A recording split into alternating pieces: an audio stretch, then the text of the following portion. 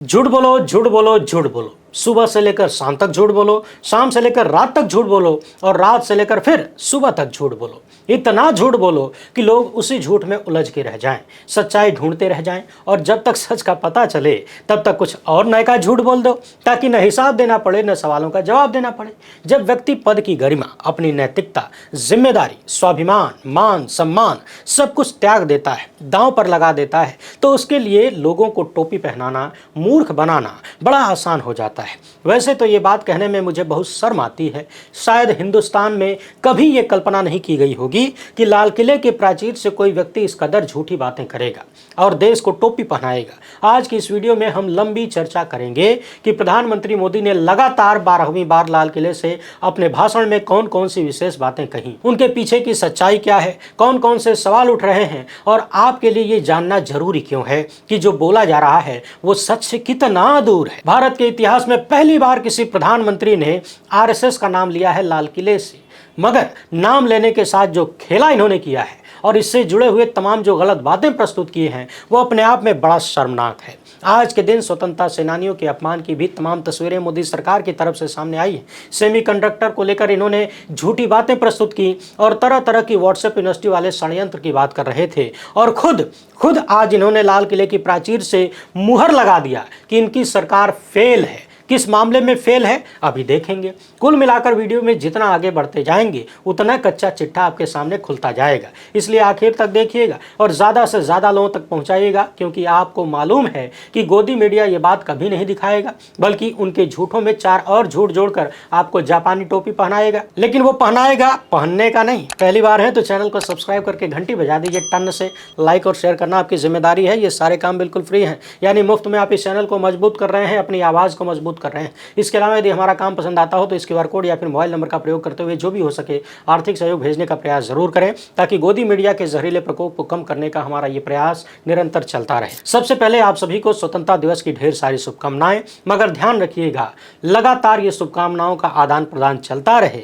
इसके लिए जरूरी है कि जो स्वतंत्रता हमें मिली है उसको हम हर दिन हर पल समझें, आत्मसात करें और उसको बनाए रखने की जिम्मेदारी संभालें। समझने वाली बात यह है कि हुजूर का भाषण संसद में हो या लाल किले में लंबा होता जा रहा है और भाषण का निचोड़ उतना ही छोटा होता जा रहा है। यानी देसी भाषा में कहें तो खाया पिया कुछ वो नहीं, गिलास थोड़ा 12 है ना। दैनिक भास्कर बता रहा है कि इस बार प्रधानमंत्री ने अपना सबसे लंबा भाषण दिया है, 103 मिनट का, और शुरुआत किया ऑपरेशन सिंदूर से। यानी ऐसा लगता है कि ऑपरेशन सिंदूर के मुद्दे को निचोड़ने से भले ही रस न टपके, मगर हुजूर आखिरी दम तक उसको निचोड़ना चाहते हैं, कहीं से कुछ टपक जाए। वो अलग बात है कि 56 इंच की असलियत जमीन तक पहुंच गई है। हुजूर कहने लगे कि ऑपरेशन सिंदूर में सेना ने वो कर दिखाया जो दशकों तक भुला नहीं सकते, मगर ये नहीं बताए कि जब सेना इतिहास रच रही थी तो आपने कथित सरेंडर क्यों किया, किसके डर से किया। कहने लगे कि सैकड़ों किलोमीटर दुश्मन की धरती में घुस के आतंकवादियों को नेस्तनाबूद किया, पाकिस्तान की नींद अभी तक उड़ी हुई है।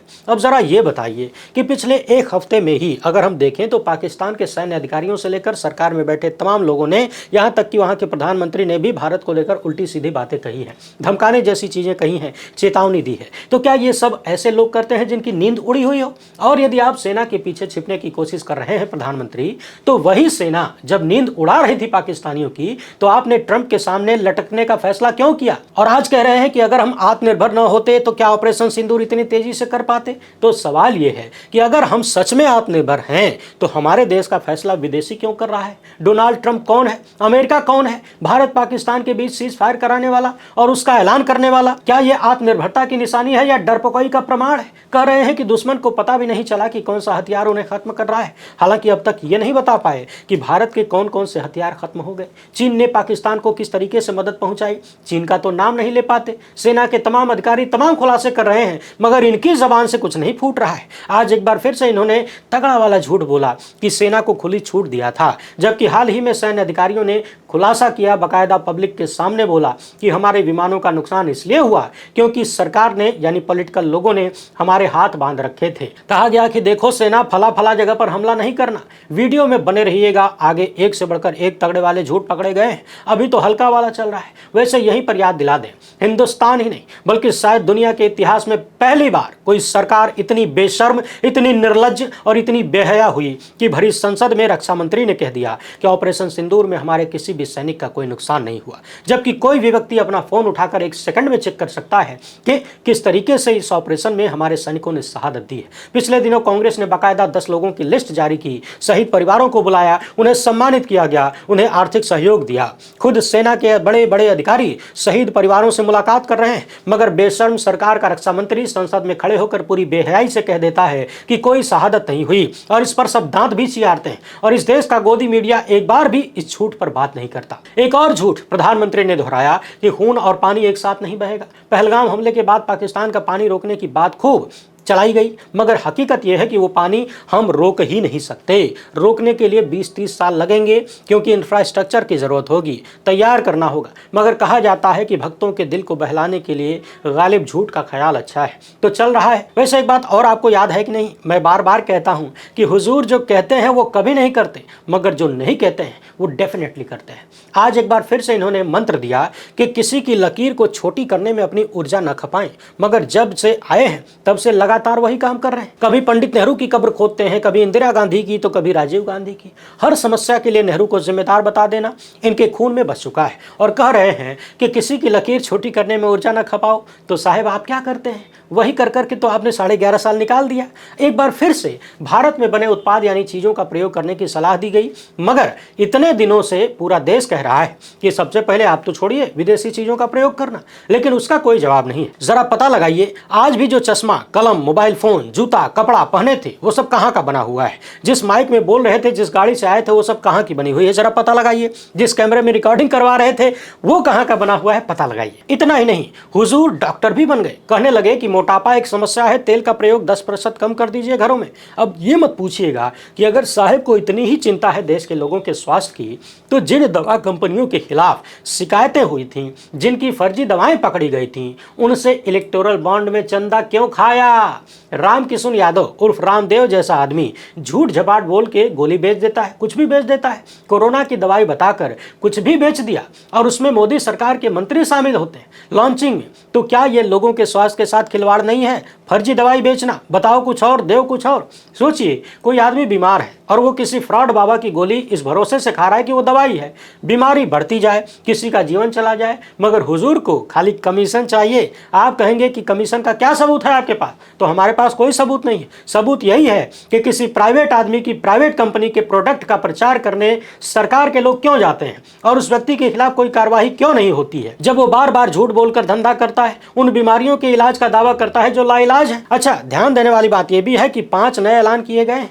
पहला ये कि सुदर्शन चक्र डिफेंस सिस्टम बनाएंगे, 2035 तक नेशनल डिफेंस को मजबूत करेंगे। इसके तहत आयरन डोम जैसी स्वदेशी डिफेंस सिस्टम को विकसित किया जाएगा। हालांकि इस बात को थोड़ी देर के लिए भूल जाइए कि आयरन डोम किस तरीके से ईरान के हमले में फुस हो गया। सवाल यह है कि 11.5 साल में क्या किया? जब कश्मीर में सरेआम आतंकवादी घुस के हमारे लोगों को मार के गायब हो जाते हैं, तो 11.5 साल तक आपका रिजल्ट यही रहा है। वैसे आपने तो 2022 तक सबको पक्का मकान, किसानों की दोगुनी आय और हर साल 2 करोड़ रोजगार, 15 लाख सबके खाते में, ये सब वादा किया था। जिस तरह से वो वादे पूरे हो गए, उसी तरह से सुदर्शन चक्र भी बन जाएगा। वैसे एक बात ये भी बता देते, सुदर्शन चक्र कौन बनाएगा? अडानी। एक बात और ध्यान रखिए, मैंने कहा है ना कि ये लोग काम चाहे जितना घटिया कर दें, काम करें चाहे ना करें, काम का नाम एकदम चुन के रखते हैं। देखिए ना, सुदर्शन चक्र जनसांख्यिकी मिशन का भी ऐलान किया गया है अवैध घुसपैठ को रोकने के लिए। हालांकि इसको करेंगे कैसे, इसका कुछ अता पता नहीं है। ऐसा लगता है कि भाषण को लंबा करना था तो कुछ भी ठेल दिया गया, चाहे वो भले ही 12 साल पुराना हो। समुद्र के भीतर से तेल और गैस भंडार का पता लगाने के लिए समुद्र मंथन करेंगे। याद करिए, शब्दावली कितनी अच्छी है। नेशनल क्रिटिकल मिनरल मिशन की शुरुआत करेंगे। Next generation reform task force बनाएंगे। नाम कायदे से सुन लीजिए, याद कर लीजिए, आज के बाद सुनाई नहीं देगा। बेशर्मी का एक और मिसाल देख लीजिए। उन्होंने एक बार फिर से आपातकाल को याद किया। मगर आज देश में जिन परिस्थितियों से लोग गुजर रहे हैं, संवैधानिक संस्थाओं का क्या हाल है, उसके बारे में बात नहीं करते। देश के चुनाव आयोग में किस तरीके से अपने लोगों को जबरदस्ती बिठा रखा है, मनमानी करवाई जा रही है, उसकी बात नहीं करते। तमाम जांच एजेंसियों का दुरुपयोग किस तरीके से हो रहा है, उसकी बात नहीं करते। ऐसा लगता है भक्तों को सांत्वना दे रहा है कि देखो अभी हमने इमरजेंसी नहीं लगाई है। वैसे इनके भक्त उसके लिए भी तैयार हैं। वो सब कहते हैं कि मजबूत राष्ट्र के लिए इमरजेंसी जरूरी है, तानाशाह जरूरी है। साहब ने आज फिर से विकसित भारत का डमरू बजाया, 2047 का सपना दिखाया। लोग कह रहे हैं कि मालूम है 2047 तक किसे याद रहेगा, न पूछने वाला रहेगा न बताने वाला। एक तरफ आत्मनिर्भर और मजबूत भारत की बात कर रहे हैं, दूसरी तरफ अमेरिका के वित्त मंत्री ने फिर से धमकी दिया है कि बातचीत में भारत अड़ियल रुख अपना रहा है। अगर ट्रंप और पुतिन के बीच बातचीत फेल हुई तो भारत पर और ज्यादा टैरिफ लगाएंगे, यानी 50% पहले लगा दिया है और लगाने की धमकी दे रहा है। मसला है रूस और अमेरिका का, धमकी दे रहा है भारत को। इन सब का नाम लेकर जवाब देने की हैसियत नहीं है हुजूर में। इशारों में बात कर रहे हैं, कह रहे हैं कि हम फला फला मुद्दों पर समझौता नहीं करेंगे, और बात करने का स्टाइल ही बता रहा है कि समझौता करेंगे, क्योंकि नहीं करने की हिम्मत होती तो खुलकर बोलते ना, नाम लेकर बोलते। संसद में राहुल गांधी के ललकारने के बाद भी अमेरिका का नाम जबान से नहीं निकला, कंठ से नहीं फूटा। नहीं बोल पाए कि ट्रंप झूठ बोल रहे हैं, सीज फायर नहीं करवाया था। 2 करोड़ रोजगार हर साल का जुमला शायद पुराना हो गया था, इसलिए अब 3.5 करोड़ रोजगार देने का ऐलान कर दिया गया है। हालांकि भाजपा की सरकारें अमृतकाल में रोजगार नहीं देती हैं, रोजगार के अवसर प्रदान करती हैं। अब जब अवसर प्रदान किया जाता है तब आप जैसे लोग इधर उधर घूम टहल रहे होते हैं, टाइम पास कर रहे होते हैं, कामचोर हैं, तो इसमें उनका क्या दोष है? अवसर प्रदान किया गया था, आप ले ही नहीं पाए, घूम रहे थे। बहरहाल हुजूर ने जीएसटी घटाने की बात कही, दीपावली के लिए खुशखबरी दे रहे हैं। गोदी मीडिया इसी को लेकर कई दिन तक ढिढोरा पीटेगा, मगर जब तक ये चीजें हो न जाएं तब तक इंतजार करने की जरूरत है। डॉक्टर मुकेश कुमार ने लिखा कि लाल किले की प्राचीर पर एक थका और मजबूर प्रधानमंत्री था। बैसाखियों पर टिकी सरकार वाला ही नहीं, अंतर्राष्ट्रीय स्तर पर पिटा हुआ और घरेलू स्तर पर साख गंवा चुका प्रधानमंत्री था। ऑपरेशन सिंदूर की सफलता साबित करने के लिए गले का जोर लगाता, मगर अपनी कमजोरियों को छिपाने के लिए बातें बनाता प्रधानमंत्री था। नौजवानों और किसानों को बरगलाता, त्रस्त परेशान व्यापारियों को झुंझुना पकड़ाता प्रधानमंत्री था। फैक्ट चेक अभी बाकी है, दावों की पोल भी खुलेगी। हुजूर ने लाल किले से कह दिया कि स्वतंत्रता के लिए लाखों स्वयं सेवकों ने, यानी आरएसएस वालों ने मां भारती के लिए अपना जीवन समर्पित किया। मगर लोग कहते हैं कि किसी एक का नाम बता दीजिए, एक का नाम जिसने अंग्रेजों के खिलाफ लड़ा हो और वो संघी रहा हो। तमाम पुस्तकों में तमाम इतिहासकार खुलेआम कहते हैं, बार बार कहते हैं कि किसी संघ के लोगों का योगदान भारत के पक्ष में नहीं था, बल्कि ये लोग स्वतंत्र भारत के खिलाफ अंग्रेजों का साथ दिया करते थे। दिग्गज पत्रकार प्रभाष जोशी कहते हैं कि बताइए कितने स्वयंसेवक अंग्रेजों की गोलियों से मरे, कितने फांसी पर झूले। हकीकत यह है कि हिंदुत्ववादियों के हाथ से एक निहत्था अहिंसक गांधी ही मारा गया। वैसे जब गांधी की बात हो ही रही है तो एक नजर इधर दौड़ा लीजिए और देखिए कि किस तरीके से देश के तिरंगे से लेकर महात्मा गांधी, सुभाष चंद्र बोस, शहीद भगत सिंह और देश के सपूतों को अपमानित किया जा रहा है। और इतना ही नहीं, सरदार पटेल से लेकर पंडित नेहरू जैसे अन्य चेहरों को भी नीचा करने की कोशिश हो रही है। यह तस्वीर पेट्रोलियम एवं प्राकृतिक गैस मंत्रालय द्वारा शेयर की गई है, जिसमें गांधी, बोस, भगत सिंह और तिरंगे से भी ऊपर सावरकर को रखा गया है। लोग कह रहे हैं कि ऐसा लगता है फोटो एडिटर भी संघीय है, वो भी व्हाट्सएप यूनिवर्सिटी से पढ़ा लिखा है, वरना ऐसी तस्वीर कभी न बनाता। सावरकर के बारे में कहा जाता है कि उन्होंने अंग्रेजों से लिखित रूप में माफी मांगी थी और साथ देने का वादा किया। अंग्रेजी पेंशन पर जीते रहे। ध्यान रखिए, ये वही सावरकर हैं जिन पर गांधी के हत्या के षड्यंत्र में शामिल होने का आरोप लगता है, जिसके बाद सरदार पटेल ने इस संगठन पर पाबंदी लगाई थी। वरिष्ठ पत्रकार रवीश कुमार ने लिखा कि ऐसा लगता है जानबूझकर यह किया जाता है ताकि इसी पर बहस होती रह जाए। बहस इस बात पर न हो कि रूस से सस्ते तेल के आयात का लाभ जनता को क्यों नहीं मिला। देश के लोगों को 95 रुपया डीजल पेट्रोल पकड़ा के बहस का मुद्दा अलग दे दिया जाता है, और वो मुद्दा है पोस्टर में कौन गायब है कौन हाजिर है। इसी में 11 साल निकल गए। बात इस पर होनी चाहिए कि रूस के तेल से कौन अरबपति बन गया और कौन कंगाल हो गया। इतना ही नहीं, पते की बात यह है कि प्रधानमंत्री ने आज दावा किया कि राष्ट्रीय स्वयंसेवक संघ ने 100 साल तक राष्ट्र की सेवा की है, वो एक एनजीओ है। लोग ये भी कह रहे हैं कि ऐसा लगता है जाते जाते आरएसएस ने हुजूर से कह दिया कि अब लाल किले की प्राचीर से इस संगठन का नाम ले लीजिए, भौकाल बना दीजिए, पता नहीं किसी को फिर मौका मिले न मिले।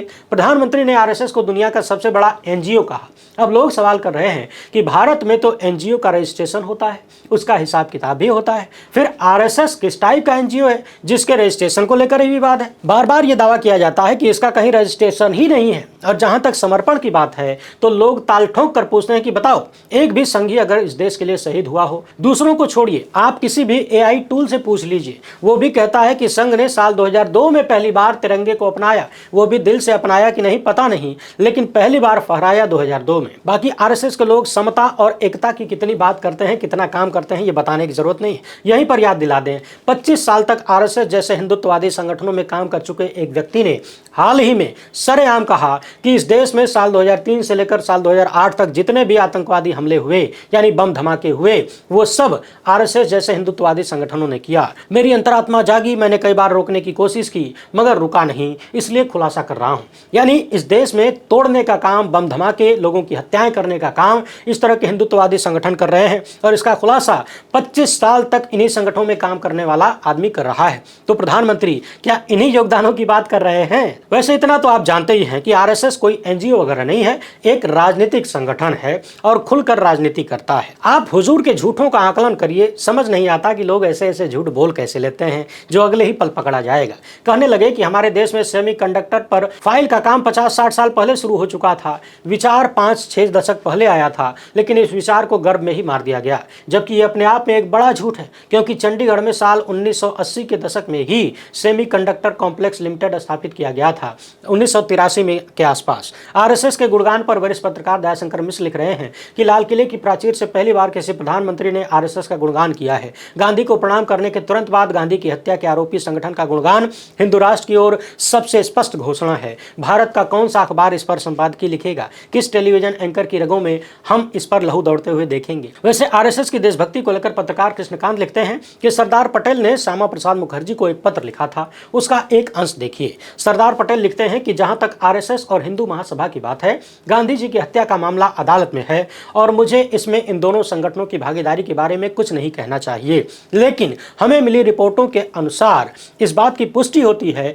कि इन दोनों संस्थाओं का, खासकर आरएसएस की गतिविधियों के फलस्वरूप देश में ऐसा माहौल बना कि ऐसा बर्बर कांड संभव हो सका, यानी गांधी की हत्या हो सकी। मेरे दिमाग में कोई संदेह नहीं, सरदार पटेल लिखते हैं कि मेरे दिमाग में कोई संदेह नहीं है कि हिंदू महासभा का एक अतिवादी भाग षड्यंत्र में शामिल था। आरएसएस की गतिविधियां सरकार और राज्य व्यवस्था के अस्तित्व के लिए खतरा थीं। हमें मिली रिपोर्ट बताती है कि प्रतिबंध के बावजूद गतिविधियां समाप्त नहीं हुई हैं। दरअसल समय बीतने के साथ आरएसएस की टोली उग्र हो रही है और विनाशकारी गतिविधियों में बढ़ चढ़कर हिस्सा ले रही है। अब आप दर्शक सरदार पटेल की इन बातों से ही आरएसएस की राजभक्ति और उनके योगदान का अनुमान लगा लीजिए। इस पर हमने कई बार दिखाया है, सबूतों के साथ और पत्रों को भी दिखाया है। कांग्रेस प्रवक्ता पवन खेड़ा ने लिखा है कि गांधी की हत्या ही पर्याप्त नहीं थी कि अब उनके हत्यारे को इस तरीके से महिमा मंडन किया जा रहा है। क्या पेट्रोलियम मंत्री के अनुसार स्वतंत्रता दिवस की उनके मन में यही भावनाएं हैं? हत्यारे और मारे गए के बीच एकता, इस तस्वीर को देखिए, आपके मन में जो आ रहा है आप दर्शक भी कमेंट बॉक्स में जरूर लिखिएगा और बताइए कि क्या आपने कभी इन चीजों की कल्पना किया था।